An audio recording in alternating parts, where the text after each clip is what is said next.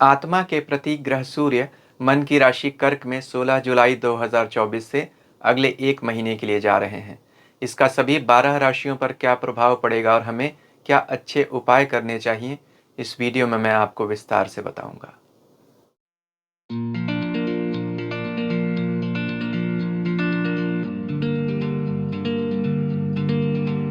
ओम नमः शिवाय। मैं अंशुमान आपका स्वागत करता हूं।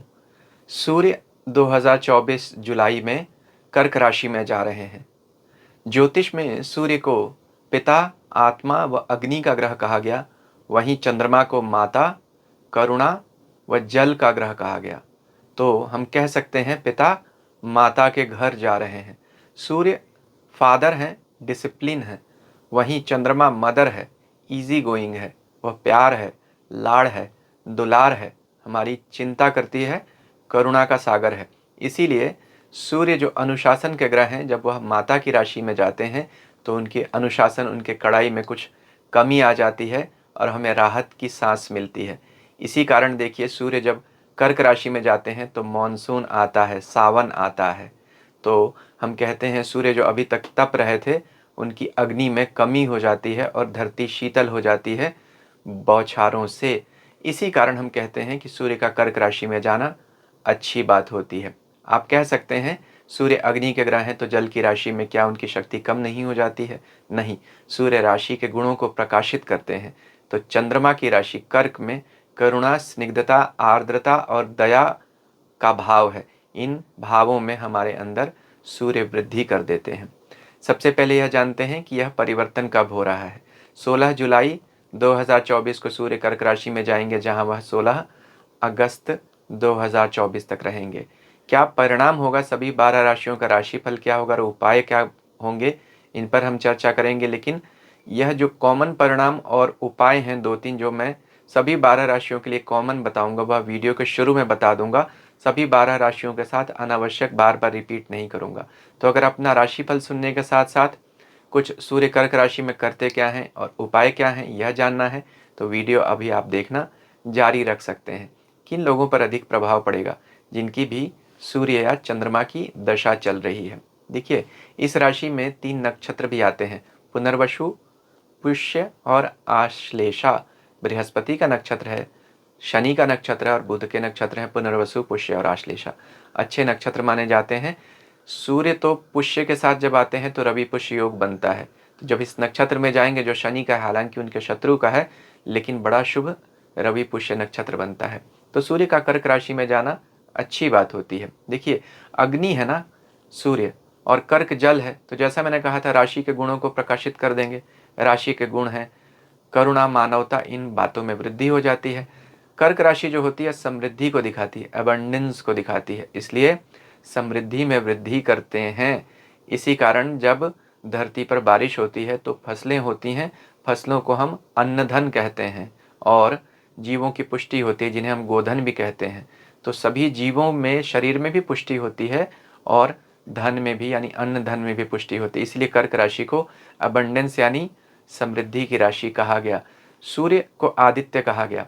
12 आदित्यों की चर्चा वेद में आती है, अंशुमान, आर्यमन, वरुण, इंद्र, त्वष्टा, भग, पर्जन्य, पूषा, मित्र, वरुण, विवस्वान और वामन। तो देखिए, यहाँ जो सूर्य हैं वह पर्जन्य के रूप में, पर्जन्य आदित्य के रूप में कर्क राशि में अपना परिणाम देते हैं। यानी 12 आदित्यों के रूप में सूर्य 12 राशियों में घूमते हैं। कर्क राशि में वह पर्जन्य आदित्य के रूप में आते हैं। गीता के 3 अध्याय के 14वें श्लोक में भी कहा गया है, अन्नाद भवन्ति भूतानि पर्जन्याद अन्न संभवः, यज्ञात भवति पर्जन्यः, यज्ञः कर्म समुद्भवः। यानी अन्न से प्राणी उत्पन्न होते हैं, अन्नाद भवन्ति भूतानि पर्जन्याद अन्न संभवः, अन्न पर्जन्य यानी बारिश से होता है, यज्ञात भवति पर्जन्य, यज्ञ से बारिश होती है, और यज्ञ कर्म समुद्भव, तो सभी कर्मों का मूल यज्ञ है। तो यज्ञ भगवान को यज्ञ नारायण भी कहा गया। इस महीने में हमें यज्ञ बहुत अधिक करने चाहिए, चाहे वह आप घर में अग्निहोत्र यज्ञ करें या मंदिर में जाकर करें, यह एक अच्छा उपाय भी आप समझ सकते हैं। एक और कारण है जिसकी वजह से सूर्य अच्छा परिणाम देते हैं। देखिए, कर्क राशि के बाद सूर्य अपनी ही राशि सिंह में जाते हैं, जो उनकी स्व राशि है। तो ज्योतिष में ऐसा कहा गया, जब भी कोई ग्रह अपनी राशि की तरफ जाने लगता है, उसको हम स्वराशि भिलाषी कहते हैं। उस ग्रह के शक्ति में वृद्धि हो जाती है। ऐसा आप समझें, आप कहीं बाहर से आ रहे हैं, अपने घर की तरफ जा रहे हैं, आप अपने घर के जितना नज़दीक होंगे आप उतने ही प्रसन्न होंगे। इसलिए सूर्य कर्क राशि में प्रसन्न माने जाते हैं। जो 3 नक्षत्र हैं, जैसे मैंने बताया था, आश्लेषा गंडांत नक्षत्र है बुध का, उसमें जब इस राशि के अंत में आते हैं तो फिर थोड़ी समस्याएं ज़रूर वह दे सकते हैं। यहाँ अभी सूर्य शुक्र के साथ भी होंगे 31 जुलाई तक। अच्छा कलानिधि योग बनेगा, इसका भी आप लाभ उठा सकते हैं। खास तौर पर जो लोग भी मीडिया या कला के क्षेत्रों में हैं, टीचर्स हैं, उनके लिए यह अच्छा नक्षत्र माना जाता है। जैसा मैंने बताया, सूर्य आत्मा है और चंद्रमा माता है। मन है, चंद्रमा, सूर्य आत्मा है, तो आत्मा और मन का मिलन होता है। सूर्य पिता है तो चंद्रमा माता है। शिव सबके पिता है, पार्वती सबकी माता है। इसीलिए जब इस महीने में सूर्य आते हैं, सावन का महीना है, शिव पार्वती को यह महीना अति प्रिय है। इसी में सावन की शुक्ल पक्ष की पंचमी के दिन भी हम नाग पंचमी मनाते हैं। यह एक उपाय भी जो मैं आपको बता रहा हूँ। तो उपायों की ही बात करते हैं। देखिए, इस महीने में सबसे अधिक मैंने पहला उपाय बताया था, यज्ञ करें, चाहे घर पे अग्निहोत्र हो या बाहर करें। नाम यज्ञ भी एक तरह का यज्ञ ही है, अग्निहोत्र भी एक यज्ञ है। तो पहला यज्ञ करें, अच्छा परिणाम मिलेगा। यज्ञ में भी पर्जन्य का यज्ञ अधिक करें। आप शास्त्रों में जाकर इस यज्ञ के बारे में पढ़ सकते हैं, बहुत अधिक विस्तार में यहाँ नहीं बता सकता हूँ, वीडियो का टॉपिक नहीं है ये। इसके अलावा जैसे मैंने कहा था, यह तो सावन का महीना है, शिव पार्वती इस महीने में धरती पर घूमते हैं, तो इसलिए इस महीने में रुद्राभिषेक करने का, सावन में शिव का अभिषेक करने का विशेष महत्व है। और सूर्य के कारक ग्रह भी ज्योतिष में शिव कहे गए, तो शिव उपासना इस महीने की सबसे अच्छी विधि है, इस महीने का सबसे अच्छा उपाय है। लक्ष्मी नारायण स्तोत्र का भी पाठ कर सकते हैं, वह भी एक अच्छा उपाय माना जाएगा। अभी तक अगर आपको मेरा वीडियो अच्छा लग रहा है तो कृपया मेरे चैनल को लाइक करें, सब्सक्राइब करें और सब्सक्रिप्शन बटन के साथ लगी घंटी को भी दबा दीजिए, ताकि भविष्य में जब ऐसे वीडियोस बनाऊं आपको उनकी सूचना तुरंत मिल सके। इस ग्रह गोचर से संबंधित अगर आपका कुछ व्यक्तिगत सवाल है, आप मुझे कमेंट करके पूछ सकते हैं, मैं जवाब देने का भरसक प्रयास ज़रूर करूँगा। अब हम सभी 12 राशियों का राशिफल एक एक करके देखते हैं। मेष राशि के लिए सूर्य का गोचर आपके चौथे भाव से हो रहा है। चौथे भाव से सूर्य का गोचर वैसे तो बहुत अच्छा नहीं होता है, लेकिन आपके लिए सूर्य आपके पंचमेश हैं, 5वें भाव के स्वामी हैं। विद्या, बुद्धि, संतान, धन, लक्ष्मी इन भावों के स्वामी हैं। चौथे केंद्र भाव से गुजर रहे हैं, 10वें कर्म भाव पर उनकी दृष्टि है और शुक्र के साथ बैठे हैं, जो आपके 7वें केंद्र भाव के स्वामी हैं। पार्टनरशिप, बिजनेस, मैरिज जहाँ से विचार करते हैं, दूसरा धन भाव भी।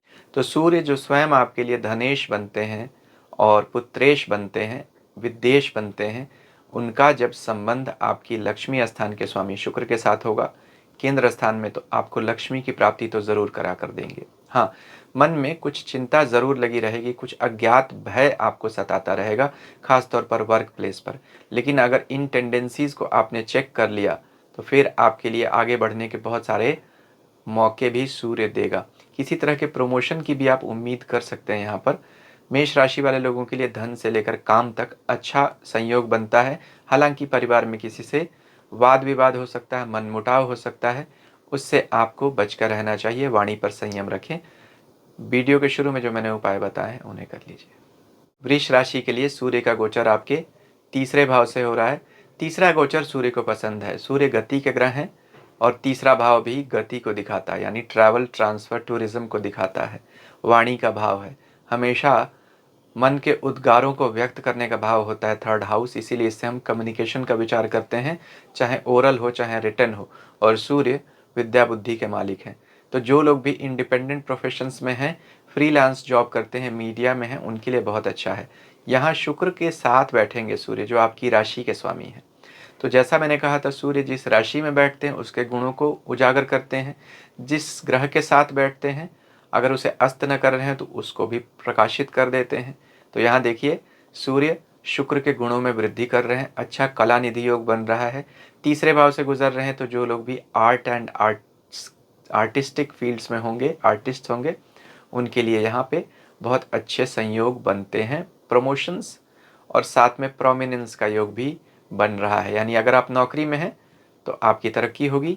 अगर आप फ्रीलांस काम करते हैं आपको रिकॉग्निशन मिलेगा, सम्मान भी मिल सकता है। यहाँ का गोचर बहुत अच्छा है। तीर्थ प्रदेशों की यात्रा ज़रूर कराएंगे सूर्य यहाँ पर, और शिव की उपासना करते रहें। वीडियो के शुरू में जो मैंने उपाय बताए हैं उन्हें कर लीजिए। मिथुन राशि के लिए सूर्य आपके दूसरे भाव से गोचर कर रहे हैं। दूसरे भाव से सूर्य का गोचर आप लोगों के लिए धन में कुछ व्यय ज़रूर होता हुआ दिखा रहा है। खास तौर पर देखिए, यहाँ शुक्र के साथ बैठे हैं। शुक्र आपके 12वें घर के मालिक हैं, यानी खर्च के घर के मालिक। खर्च के घर के मालिक अगर आय के घर में बैठेंगे, बैंक ट्रेजरी के दूसरे घर में बैठेंगे, तो फिर वह जमा धन को निकालेंगे।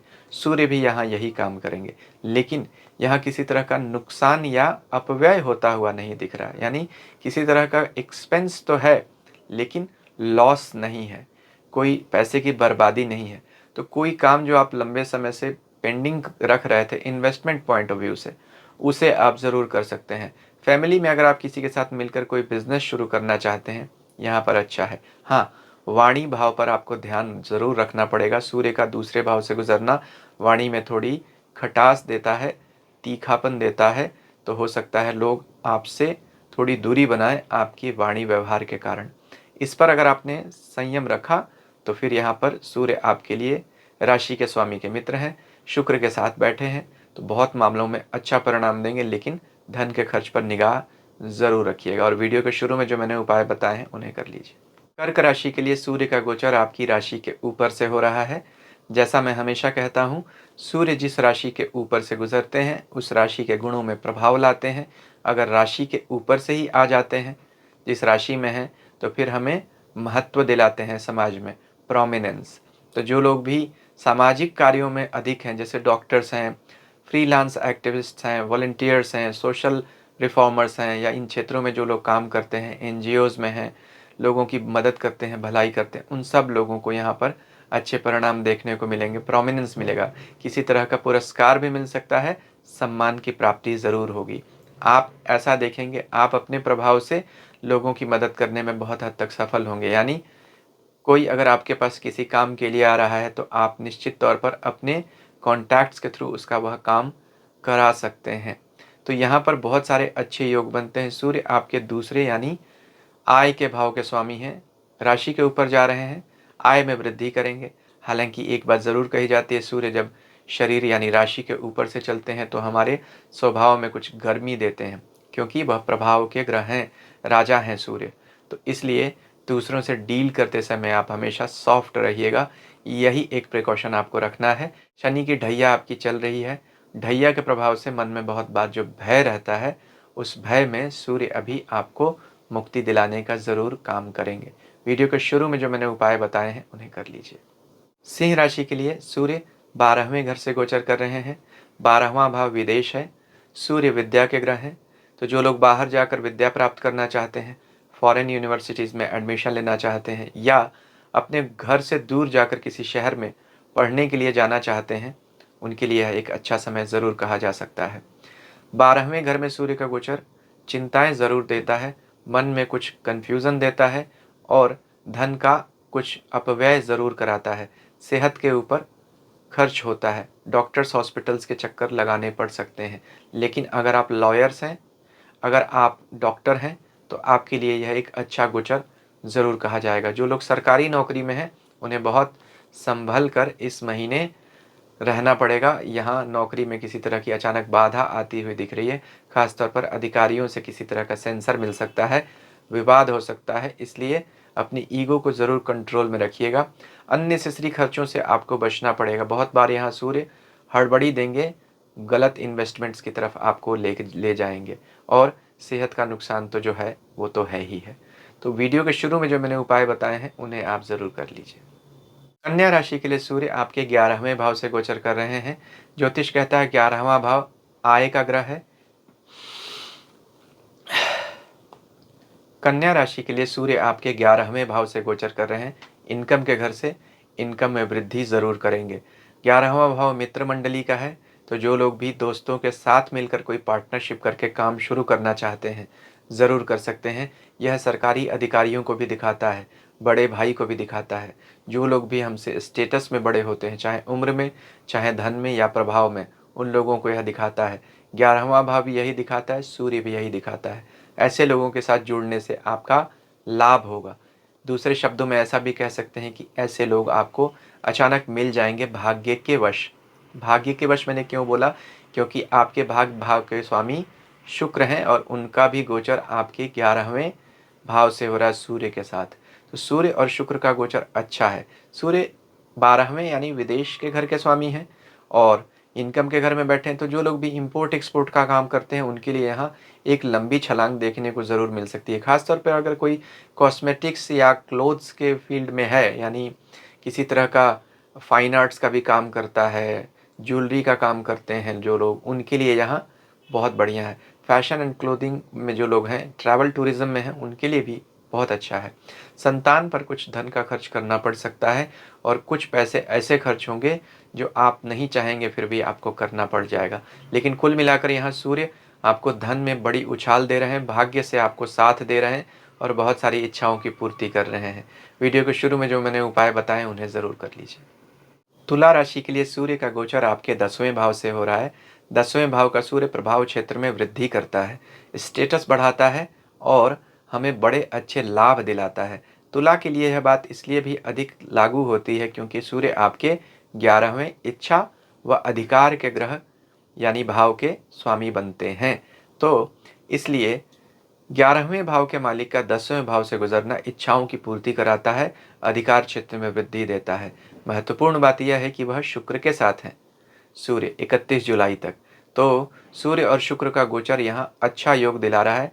आपके राशि के स्वामी बनते हैं शुक्र, 10वें कर्म स्थान में गोचर कर रहे हैं, तो काम में आपको इम्पेटस देंगे, काम में वृद्धि देंगे, ग्रोथ देंगे।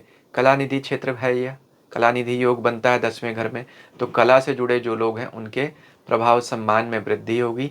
जो लोग भी व्यापार करते हैं उनके लिए ज़्यादा अच्छा योग माना जाएगा। नौकरी वाले लोग भी प्रमोशन की ज़रूर उम्मीद कर सकते हैं। सूर्य 10वें भाव में से जब गुजरते हैं तो हमें अधिकारियों और बड़े लोगों का सहयोग मिलता है, सरकार से लाभ मिलता है। यहाँ बहुत सारी चीज़ें अच्छी हो रही हैं। वाहन योग भी बनाते हैं सूर्य 10वें घर में जब गुजरते हैं शुक्र के साथ। तो इस महीने शिव की उपासना कीजिए। वाहन अगर आप चलाते हैं तो सावधानी से ज़रूर चलाना होगा और इस महीने में शिव की उपासना के साथ वीडियो के शुरू में जो मैंने उपाय बताए हैं उन्हें कर लीजिए। धन लाभ का योग बनता हुआ दिख रहा है। वृश्चिक राशि के लिए सूर्य का 9वां गोचर हो रहा है। कर्म भाव के स्वामी हैं, भाग्य से गुजर रहे हैं, कुछ लाभ भाग्य से ज़रूर देंगे। लेकिन सूर्य 9वें भाव में बैठकर पिता व अधिकारियों से कुछ विवाद देते हैं, मन में कुछ चिंता ज़रूर रहती है, मानसिक बल की कमी देते हैं। यहाँ अगर आप धर्म से जुड़े रहेंगे, गुरु स्थान जाते रहेंगे, मंत्र का जप करते रहेंगे तो फिर आपको समस्या नहीं होगी, क्योंकि सूर्य आत्मा के स्वामी है और 9वां भाव धर्म व भाग्य को दिखाता है। जो लोग धर्म से जुड़े रहेंगे उनके लिए सूर्य रक्षा ज़रूर करते रहेंगे। शुक्र के साथ बैठे होंगे जो आपके व्यापार में व्यय के भाव के स्वामी यानी 12वें भाव के स्वामी हैं, तो व्यापार में बहुत व्यय कराते रहेंगे, यानी धन का खर्च इस महीने अधिक हो रहा है। इसमें सूर्य और वृद्धि कर देंगे धन के खर्च में। ढैया आप लोगों की ऑलरेडी शनि की चल रही है, उसमें सूर्य कुछ कॉम्प्लिकेशंस को बढ़ा ही रहे हैं, कम नहीं कर रहे हैं। तो उपाय सिंपल, मैंने एक ही बात कही थी, इस महीने में धर्म से जुड़े रहिए। वीडियो के शुरू में जो मैंने उपाय बताए हैं उन्हें करते रहिए। सूर्य का गोचर आपके 8वें भाव से हो रहा है। 8वें भाव का सूर्य मन में बहुत तरह की चिंताएं देता है और मन में तनाव भी देता है। यहाँ का सूर्य सिर्फ उन लोगों के लिए अच्छा है जो दूसरे लोगों की मदद करते हैं, क्योंकि यह लिटिगेशन का, विवाद का घर है। तो अगर आप दूसरों का विवाद सुलझाते हैं तो आपके लिए अच्छा है। जैसे डॉक्टर मेडिकल लिटिगेशन करता है यानी आपकी बीमारियों से लड़ता है, लॉयर आपके मुकदमे आपके लिए लड़ता है, डॉक्टर्स, लॉयर्स, हीलर्स, किसी तरह के योगा टीचर्स, इन सब लोगों के लिए तो यहाँ सूर्य का गोचर अच्छा है। लेकिन इसके अलावा जो लोग किन्हीं अन्य क्षेत्रों में हैं फिर उन्हें कुछ समस्याएं ज़रूर देखने को मिलेंगी। मन में किसी न किसी तरह का तनाव, विवाद ज़रूर रहेगा। आप स्वयं से ही लड़ते रहेंगे। यह साधना का घर है, समाधि का घर है। साधना करते रहिए, गुरु स्थान जाते रहिए, तभी बचाव होगा। शिव की उपासना करिए। वीडियो के शुरू में जो मैंने बताए हैं उन्हें ज़रूर कर लीजिएगा। यहाँ शुक्र के साथ बैठे हैं, अचानक किसी तरह का धन भी सूर्य खर्च करा देंगे। मकर राशि के लिए सूर्य आपके 7वें भाव से गोचर कर रहे हैं।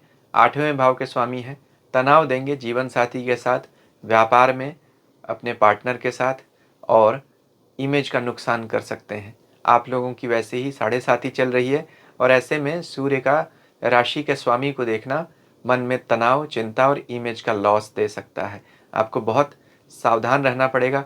किसी तरह का अगर आप इंपोर्ट एक्सपोर्ट का काम करते हैं या मेटल फायर से जुड़ा हुआ कोई काम करते हैं, आपको अधिक सतर्कता बरतनी पड़ेगी। शुक्र के साथ बैठे हैं यहाँ सूर्य, तो शुक्र आप लोगों के लिए आपके कर्म स्थान के स्वामी बनते हैं। इसलिए कर्मेश के साथ अष्टमेश का होना काम में आपको अचानक उलझन देगा। नौकरी परिवर्तित हो सकती है अचानक से आपकी इच्छा के बिना, या ट्रांसफर हो सकता है। इन सब बातों के लिए आपको तैयार रहना पड़ेगा। शिव की उपासना करते रहिए। वीडियो के शुरू में जो मैंने उपाय बताए हैं उन्हें कर लीजिए। कुंभ राशि के लिए सूर्य का गोचर आपके 6ठे भाव से हो रहा है।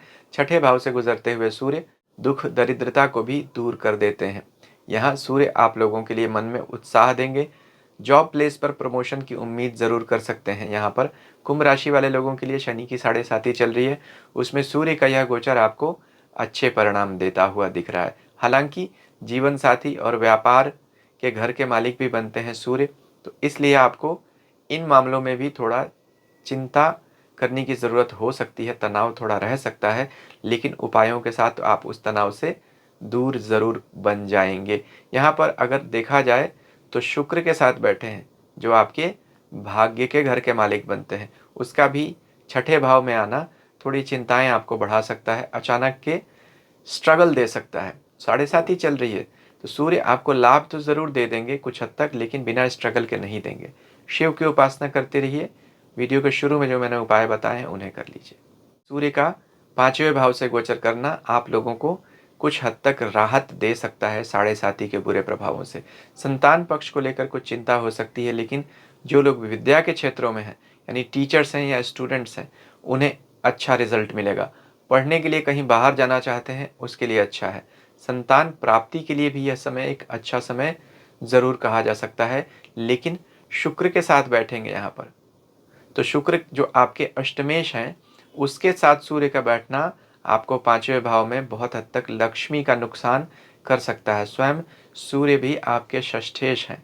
6ठे और 8वें दोनों घरों के मालिकों सूर्य और शुक्र का 5वें लक्ष्मी स्थान में बैठना और वहां से 11वें इनकम के घर को देखना लक्ष्मी का नुकसान ज़रूर कराता हुआ दिख रहा है। काम में अचानक से बदलाव होगा, आपकी इच्छा के विरुद्ध होगा। नौकरी बदल सकती है, पूरा का पूरा सेक्टर बदल सकता है, व्यापार में पूरी तरह से बदलाव हो सकता है। इन सब बातों के लिए आपको मानसिक रूप से तैयार रहना चाहिए। शिव की उपासना करनी चाहिए। वीडियो के शुरू में जो मैंने उपाय बताए हैं उन्हें करना चाहिए। अभी आप और भी वीडियोस देख रहे होंगे अपनी स्क्रीन पर, आप चाहें तो इन्हें भी देख सकते हैं। वीडियो के शुरू में जो मैंने उपाय बताए उन्हें ज़रूर कीजिए। अगर अभी तक मेरा चैनल सब्सक्राइब नहीं किया, इसे भी कर सकते हैं। ईश्वर हम सबका कल्याण करें। हरि ओम।